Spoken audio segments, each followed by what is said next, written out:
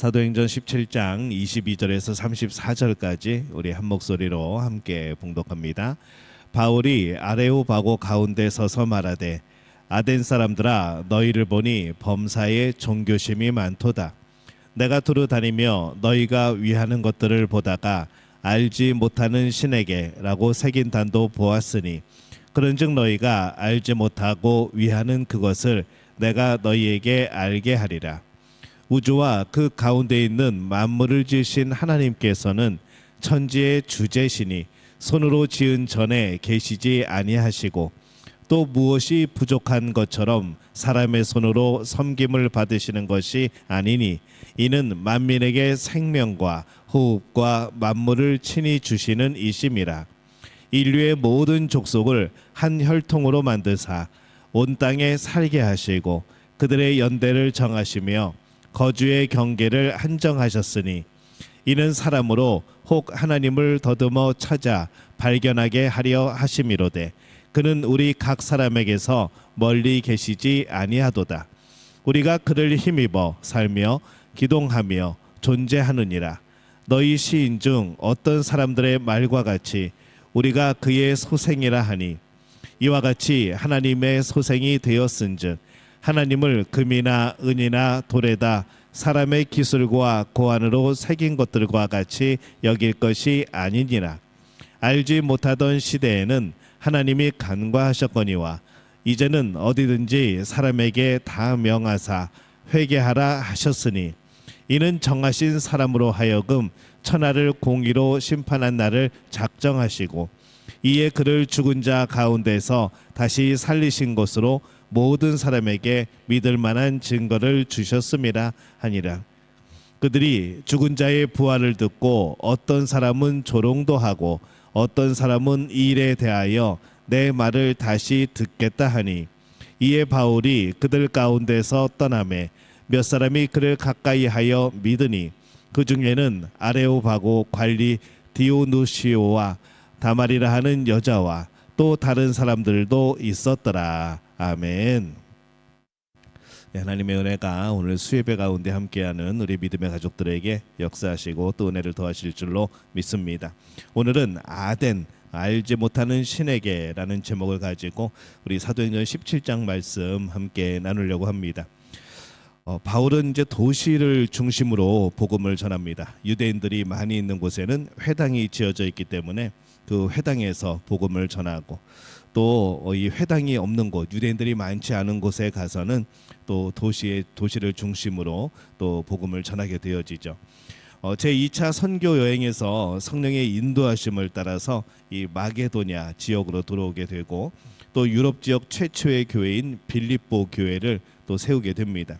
근데 그곳에서 일어난 여러 가지 분란으로 이제 강제적으로 쫓겨나게 되어지죠. 우리 지도를 볼까요? 우리 지난주에 봤던 지도 우리가 저기 절반 정도 지금 가고 이제 오늘 나머지를 하게 되었는데 바울 일행은 이제 빌립보를 나와서 이 남서쪽으로 60km를 걸어서 이 암비볼리라는 곳으로 갑니다. 거기서 또 50km를 걸어서 아볼로니아를 다니면서 전도를 했고 아볼리아에서 60km 떨어진 데 데살로니가에 들어오게 되어지죠. 데살로니가가 어디쯤 있죠? 예. 예. 거기 맞아요? 예. 예. 저는 잘 안 보입니다 여기서. 여기 있네요. 예. 데살로니가로 이제 들어옵니다. 이 데살로니가는 이 소아시아 그리고 로마의 교차 지점입니다. 그래서 군사나 상업 또 그리스의 철학이 깊이 뿌리를 내린 그런 도시였고요. 로마의 지배를 받고 있었지만은 그래도 그 지배를 받고 있는 것에 비해서 굉장히 자유로운 그런 도시였습니다. 또 항구는 또 배들이 또 접안하기에 아주 좋은 그런 항구가 있었던 그런 도시입니다. 이 바울은 데살로니가에서도 안식일에 회당을 찾아가서 복음을 전합니다.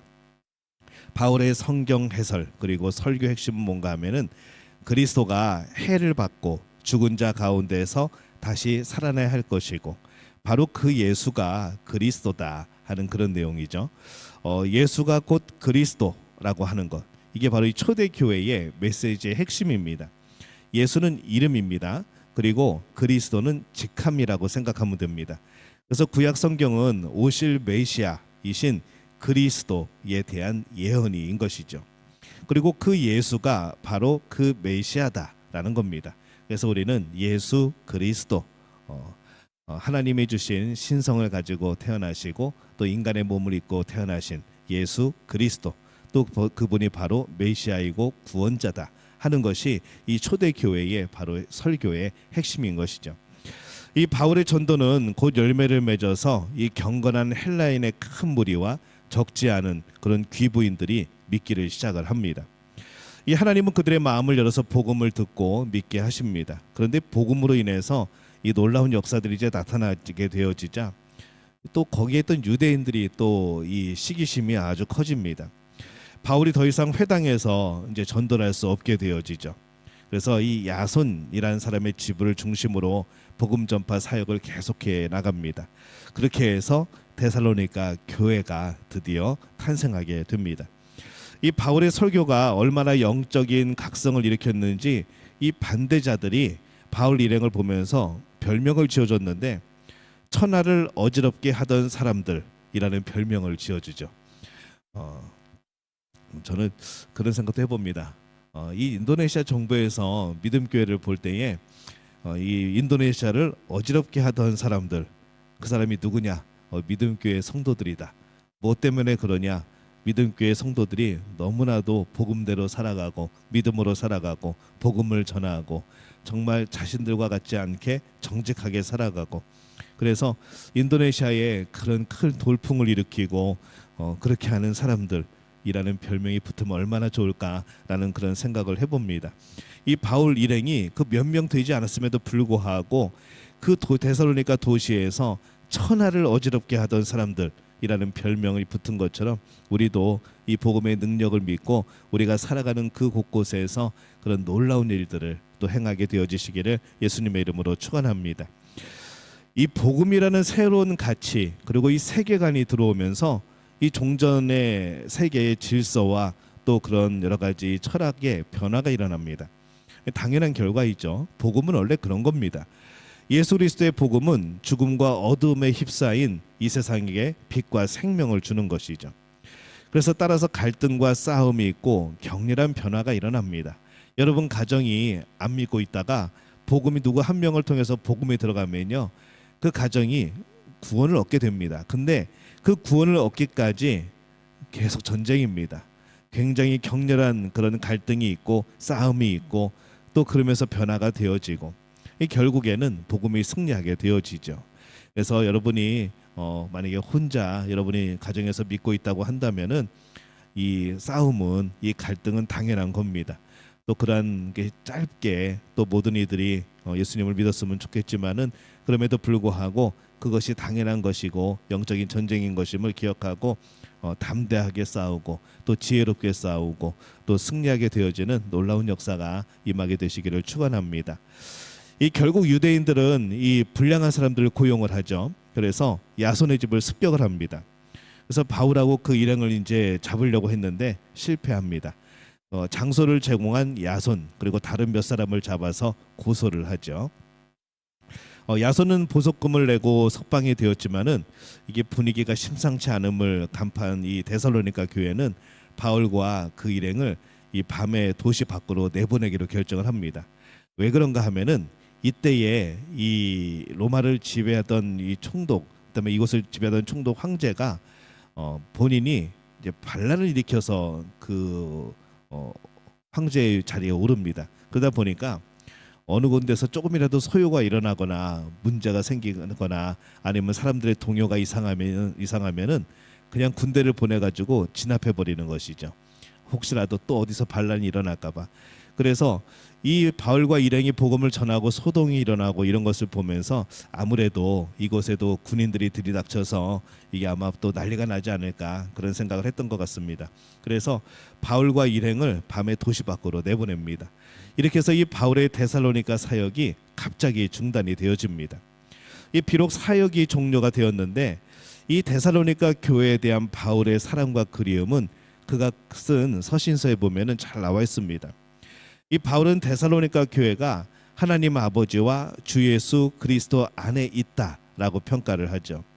또 데살로니가 교회의 믿음의 역사, 사랑의 수고, 소망의 인내, 그것이 있음을 보면서 늘 기억하고 하나님께 감사하는 기도를 드립니다. 또 바울은 하나님이 그들을 택하셨음을 확신하고 있었고, 또 환난 가운데 성령의 기쁨으로 말씀을 받아서 이 바울 일행과 주님을 본받는 자가 되고, 그래서 마게도냐와 아가야에 있는 모든 믿는 자의 본이 되었다라고 그가 기록을 하죠. 또 데살로니가 교회는 바울이 상대적으로 짧은 기간 머물렀음에도 불구하고 바울에게 자랑이고 영광이고 기쁨이 되었다. 그가 나중에 그렇게 회고를 합니다. 지금 이 데살로니가라는 곳에는요, 이 306년에 막시미아누스 황제에게 처형을 당한 이 디미트리우스의 순교를 기념하여서 410년에 세워진 그리스 최대 규모의 정교인 디미트리우스 교회가 있습니다. 우리 교회 사진 한번 보여주실게요. 예, 이게 그 교회입니다. 이 복음이 전해지고 이제 그곳에서 순교들이 일어나고 핍박이 가해지고 순교가 일어나고, 그래서 기념으로 세워진 그런 교회인 것이죠. 바울이 이곳에서 복음을 전했던 그것을 이제 여러 가지 작품으로 이제 기록을 남겼습니다. 바울의 강단이라는 그런 작품을 보면요, 다음 그림 보여주세요. 예, 이게 세 가지 이렇게 세 면으로 되어 있는데 이 가운데 있는 겁니다. 이제 바울이 복음을 전하는 그런 모습을 저렇게 이제 모자이크로 그렇게 새겨 놓았고요. 그다음에 다음 그림 보여주시면은 이 바울이 이제 베레아로 가라고 하는 이 천사의 음성을 듣는 이제 그런 바울의 모습을 또 작품으로 만들어 놓은 그것이 있고, 또 반대쪽에 보면은 복음을 전하는 바울의 모습이 이제 모자이크로 새겨져 있는 이제 그런 작품이 있습니다. 그래서 가운데 바울의 강단의 선 모습, 그다음에 베레아로 가라고 하는 천사의 모습, 그리고 복음을 전하는 바울의 모습, 그렇게 이렇게 딱 바울의 강단이라고 하는 곳에 저렇게 좀 작품이 만들어져 있습니다. 이 데살로니가 교인들은 밤에 바울과 실라를 데살로니가에서 100km 정도 떨어진 이 베리아라고 부르기도 합니다. 이제 그곳으로 도피시키죠. 지도 한번 보여주실까요? 예, 베레아 한번 찍어주시죠. 예, 저기로 갑니다. 거기서 또 하나님의 말씀을 증거합니다. 근데 이 베레아 사람들은요, 이 데살로니가 사람들보다 더 신사적이고 훌륭한 그런 청중이었습니다. 그들은 간절한 마음으로 말씀을 받았고, 그 말씀을 그냥 듣고 끝나는 게 아니라 정말 그런가 깊이 묵상하고 서로 토론도 하고 또 서로 의견도 나누고, 그러면서 이 말씀의 깊이를 더해가는 그러한 사람들이었습니다. 열린 마음으로 성경 공부를 정말 열심히 한 그런 모습들이죠. 그래서 많은 사람들이 복음을 접하고 또 예수님을 믿는 그런 기독교인이 됩니다. 그 중에는 또 헬라의 귀부인들이 있었고 남자들이 많이 있었습니다. 근데 이 데살로니가 유대인들이 이 베레아에서 바울이 또 복음을 전한다는 소식을 듣고 그곳까지 또 사람을 보냅니다. 그래서 또 바울을 박해하는 것이죠. 한번 따라해 볼까요? 악인은 성실하다. 악인들은 정말 성실합니다. 그 100km 떨어진 데까지 굳이 찾아와가지고 사람을 보내가지고 또 바울을 또 방해하는 거죠. 그래서 이 실라와 디모데는 베레아에 머물고, 바울은 성도들의 인도로 마게도냐 지역을 떠나서 이제 아가야 지방으로 그렇게 이동을 합니다. 이제 바울은 홀로 그리스의 문명의 산실이었던 이 아테네라는 곳에 도착을 하죠. 신화에 나오는 아데미 여신의 이름을 따서 도시 이름을 지었습니다. 아테네는 주전 5세기 이래 가장 중요한 도시국가 중의 하나로 헬라의 수도입니다. 로마, 알렉산드리아와 더불어서 세계 3대 도시 중 하나였고요. 세계 문명의 발상지로 철학, 문학, 예술, 어떤 헬라 문명의 중심을 이루는 이제 그러한 곳입니다. 그곳에는 이 아크로폴리스라는 언덕에 보면은 세계 9대 불가사의 중에 하나인 유네스코 지정 인류 문화유산 1호 파르테논 신전, 옛날에 교과서에서 많이 봤죠. 파르테논 신전이 있습니다. 건축과 문화, 예술이 발달한 아름다운 도시이고, 소크라테스, 플라톤, 아리스토텔레스, 정말 세계사 배우면서 지겹게 배웠던, 윤리, 도덕 배우면서 엄청나게 외웠던 이제 그 사람들이 다 여기 있었던 것이죠. 그래서 서구의 그 지성사가 시작된 곳, 고대의 유명한 대학들이 있는 곳, 그곳이 아덴이었습니다. 파르테논 신전은 이렇게 생겼습니다. 옛날에 우리 교과서에서 많이 봤던 파르테논 신전.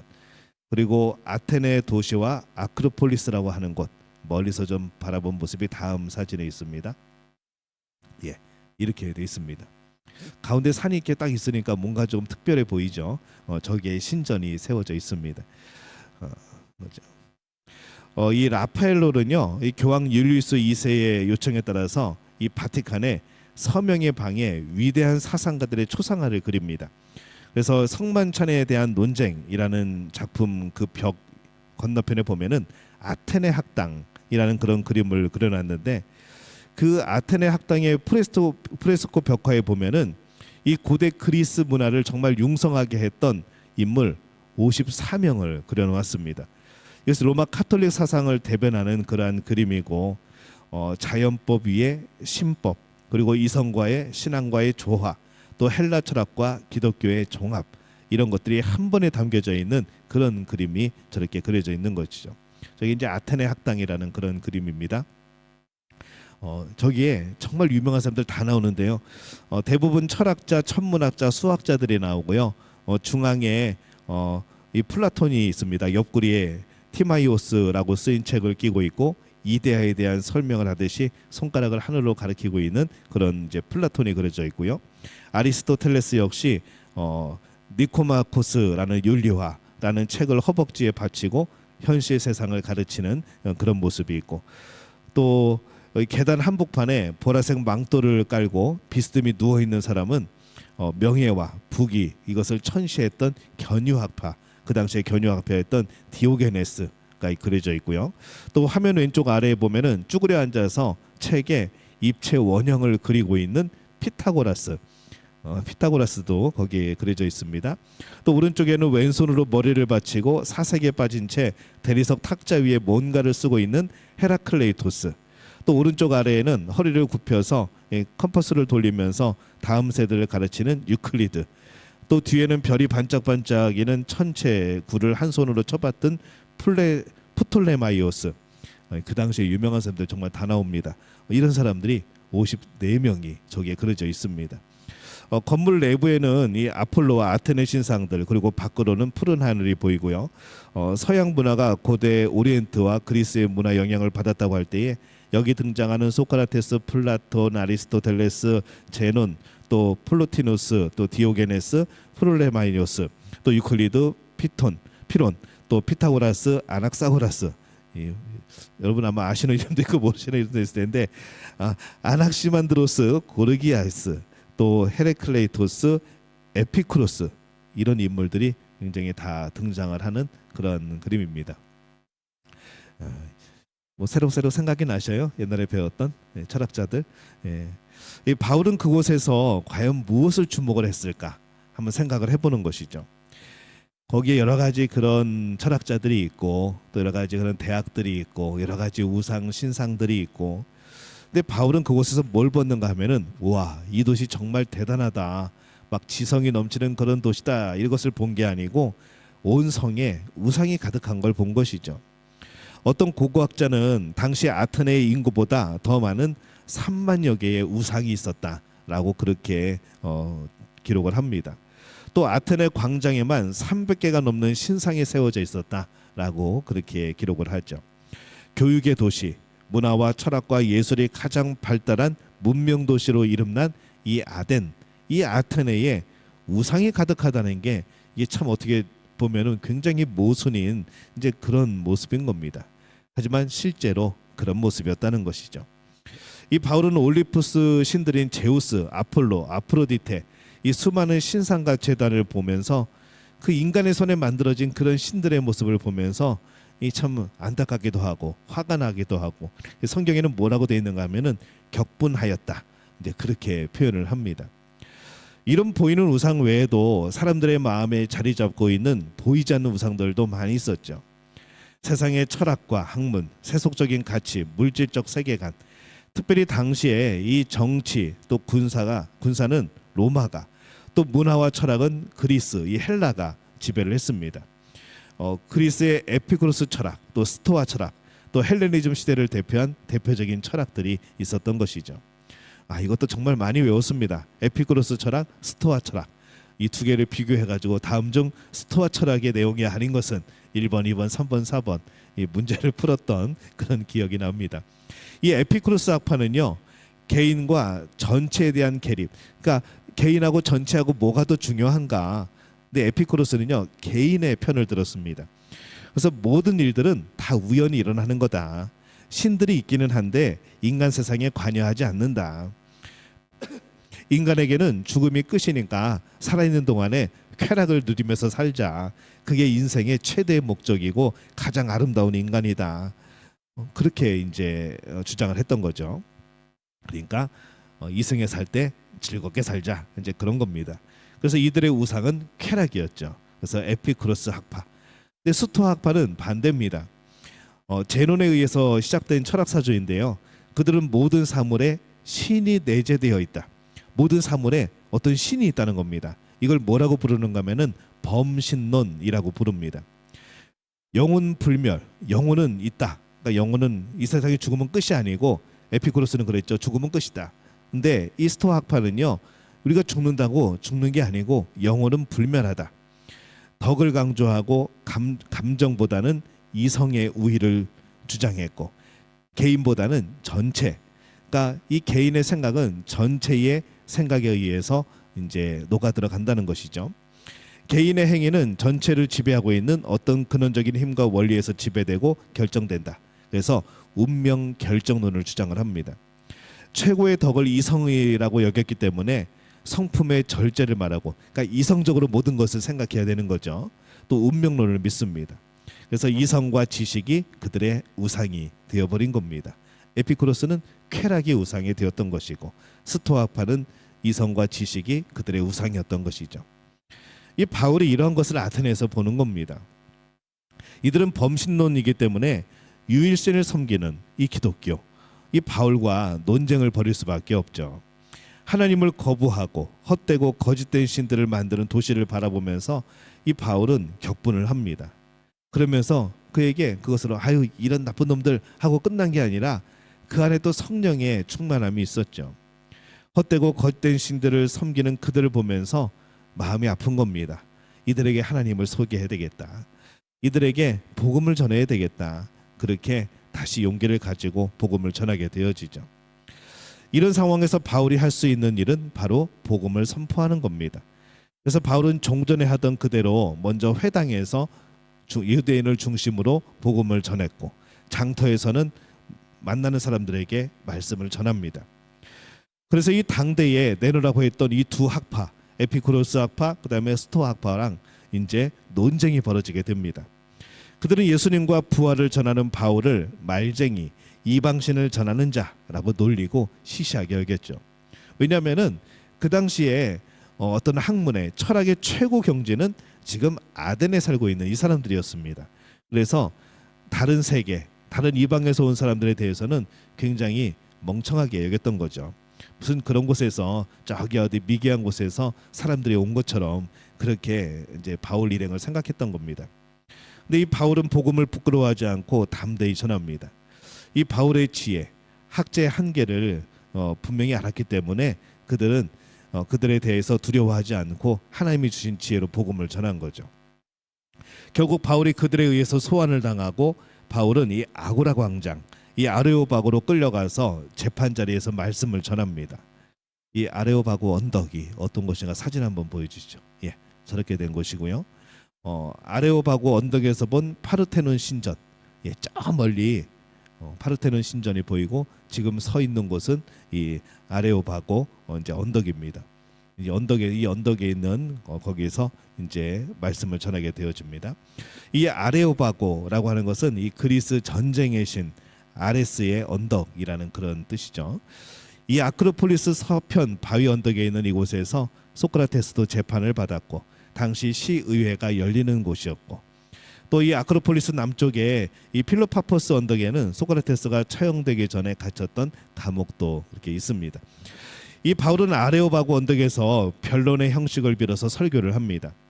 예수님보다 하나님에 대한 설명을 주로 하게 되어지죠. 왜냐하면 그들이 우상이 가득하였고 어떤 신들에 대한 그런 경외심들이 있었기 때문에 일단 하나님으로부터 설명을 시작을 합니다. 그래서 하나님을 하늘과 땅의 주인, 또 그리고 그것을 중심으로 해서 설교를 시작하죠. 그리고 우상 숭배와 하나님 성품 사이의 모순, 이것을 대조하고, 그래서 하나님은 일반 계시로서 이 세상 만민에게 그분을 알게 해주셨는데 이제 예수님을 통해서 만민이 회개하며 돌아올 것을 명령하셨다, 이렇게 주장을 합니다. 그리고 너희들이 하는 우상 숭배는 헛된 일로서 하나님을 알지 못하던 시대에 국한되었던 일이고, 우리가 예수님을 통하여서 하나님을 알게 되었을 때에는 이제 하나님을 섬겨야 된다, 그렇게 전한 것이죠. 바울은 이 청중이 들을 수 있는 쉬운 언어로 설명을 했고요. 또 상징 언어로, 그리고 그들이 거기 그쪽에 있던 귀족들, 신분들, 뭐 교수들이고 대부분 그렇지 않겠습니까? 그래서 그들의 신분에 맞는 언어로 진리를 선포합니다. 그래서 그런 생각입니다. 베드로였으면 할 수 있었을까? 그래서 하나님은 이 필요한 자들을 그곳에 맞게 쓰시는 것 같다는 생각이 듭니다. 바울이 제대로 공부했고, 또 바울이 또 그런 지식을 갖추고 있었고, 또 그런 가운데 유대교에 대해서도 잘 알고 있고, 또 여러 가지 우상들에 대해서도 많이 배웠고, 그러다 보니까 이 바울이 변증법적으로 잘 설명을 할 수 있지 않았나, 그런 생각을 해보는 것이죠. 바울은 다음과 같은 논리를 펴니다. 아덴 사람들아, 너희를 보니까 참 범사에 종교심이 많다.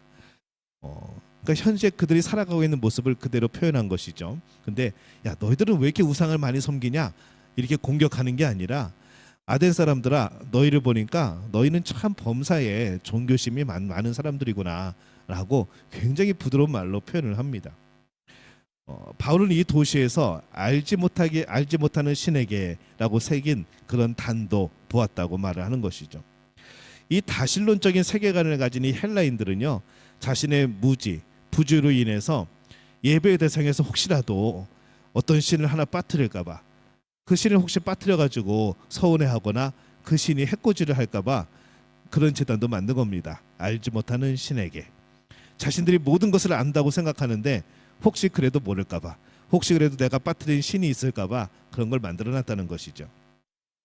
바울은 그들의 두려움과 궁금증에서 이 복음과 연결점을 찾고 있습니다. 너희가 알지 못하는 신에게 라고 하는 그것을, 그 알지 못하는 신을 내가 알려주겠다는 것이죠. 지금까지 너희들이 몰랐던 그 알지 못하는 신이 누구인지를 내가 알려주겠다는 겁니다. 그래서 바울은 일단 헬라인들이 신봉하던 그 알지 못하는 신, 그 신이 바로 참된 하나님이다 라고 그렇게 간주하고, 그분은 유일무이한 한 분이시고 유일한 신인 것을 증명하고 구원자이심을 거기서 증명을 하는 것이죠. 이 알지 못하는 신이라고 하는 것이 과연 무엇을 뜻하는 것일까? 인간이 다른 무엇으로도 충족되지 않는다는 것을 그렇게 증명하는 겁니다. 그렇게 많은 신들을 섬기는데 그것도 부족해가지고 알지 못하는 신이라는 제단을 만드는 것이죠. 그러니까 자기들도 섬기면서도 이게 정확한 것인지, 이게 정말 신인 것인지 잘 모르는 겁니다. 왜 아덴 사람들이 그것을 만들었을까? 단순히 소외된 신이 진노할까봐 불안해서 만들었을까? 그게 아니라는 것이죠. 이는 그들이 가지고 있는 모순을 극복할 수 있는 통로였습니다. 자신들이 진짜 신을 모른다는 것을 감출 수 있는 방법이었다는 것이죠. 그렇게 많은 신상을 만들어도, 그렇게 많은 사상적인 논쟁을 해도, 그렇게 찬란한 문명을 가지고도 알 수 없는 그 미지의 공간, 미지의 신이 있다는 것을 그들이 알고 있었다는 겁니다. 그게 뭘까? 그분이 하나님이시라는 거죠. 우리 내면에 채워지지 않는 욕구는 영원한 하나님을 지향하게 하는 그런 본성입니다. 우리가 살면서 뭔가 공허해지고 뭔가 허무해지고 그럴 때 우리는 어느 정도 가졌는데, 우리는 어느 정도 이루었는데, 뭔가 그래도 허무하고 공허할 때 우리는 그때 하나님을 찾게 되는 겁니다. 파스칼이 말한 대로 인간에게는 하나님만이 채우실 수 있는 하나님의 자리가 있다라고 말을 한 것이죠. 그 자리에 하나님을 모시기까지 우리는 만족이 없는 겁니다. 이 바울은 그리스 로마의 다신교적인 전통에 익숙한 사람들에게 하나님은 유일하고 참되신 신으로 담대히 소개를 합니다. 그리고 이방신들은 다 우상이다라고 설명을 한 거죠. 이 바울이 전한 참 하나님은 이런 하나님입니다. 자막 보이세요? 한번 처음 읽어봅시다. 시작. 우주의 창조자, 생명의 보존자, 온 인류의 통치자, 인류의 아버지, 온 세상의 심판자. 예, 이 바울이 전한 하나님의 모습입니다. 당시에 이 철학 가운데 그런 거 있었죠. 인류의 근원은 무엇인가? 무엇부터 시작이 되었는가? 물이냐, 불이냐?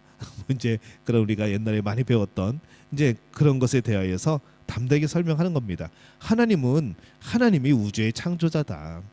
우주의 시작은 하나님이다. 생명의 보존자이시고 인류를 통치하시는 분이고 우리 모든 인류의 아버지이시고 온 세상을 심판하시는 분이다. 그래서 하나님으로 시작하지만은 결국에 인류의 아버지가 되시고 온 세상의 심판자가 되시는 그 사이에 예수 그리스도를 소개하고 이제 그 예수 그리스도가 심판자로서 이 땅에 오실 것이다 라는 그런 복음을 전하게 되어지는 것이죠.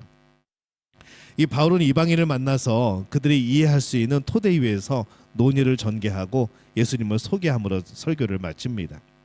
그래서 이 바울의 설교를 듣고 이 아레오바고에 모인 사람들은 다양한 반응을 보였죠. 우와, 대단하다. 또는 뭔가 좀 이상하다. 에이, 저거 엉터리다. 뭐 그런 사람들이 있겠죠. 뭐 다양한 반응들이 있을 겁니다. 그 중에서 이 복음을 받아들인 사람 중에 이 아레오바고의 관리인 디오누시오가 있습니다. 그가 후에 이 아덴 교회의 초대 감독이 되어지죠. 그래서 이 또 다말이라는 여성과 다른 사람들도 믿음을 가지게 되었고 그 이름들이 성경에 등장하는 겁니다. 지금도 이 아레오바고 언덕에 가면요 바울의 설교문이 동판에 새겨져 있습니다. 저렇게 바울의 설교의 내용을 동판에 새겨서 저렇게 보존하고 있습니다. 그런 것이죠. 오늘 이제 이 2차 세계 전도 여행, 이 바울의 전도 여행을 보면서 이 아덴에 이르러서 그들이 그 최고의 철학, 문명의 발상지 그곳에서 복음을 전하는 모습을 보게 되어집니다. 복음은 능력이 있습니다. 복음은 어디를 가든지 어느 곳에서든지 능력을 발휘하는 것이죠. 근데 그 복음을 소유하고 있는 사람들이 누구인가? 이 바로 우리들이라는 겁니다. 그래서 복음은 능력입니다. 예수의 이름은 능력인 것이죠. 그래서 여러분이 복음을 전할 때 두려워하지 않고 또 하나님께서 지혜를 주셔서 잘 전할 수 있고 오늘 바울이 정말 못 배우고 어려운 사람들에게도 복음을 전하지만은 오늘 그 똑똑한 사람들 당대의 철학의 최고라고 생각했던 그 사람들 앞에서도 당당하게 복음을 전할 수 있었던 것 이게 바울이 똑똑해서가 아닙니다. 바로 복음의 능력인 것이고 하나님이 주신 지혜인 겁니다. 오늘 우리 믿음의 가족들이 오늘 바울이 그렇게 복음을 전한 것처럼 우리도 하나님의 능력을 의지하고 이 복음의 능력을 기억하고 담대히 복음을 전할 때에 하나님께서 지혜 주시고 여러분과 함께 하실 줄로 믿습니다. 이 복을 누리는 우리 모두가 되어지시기를 예수님의 이름으로 축원합니다.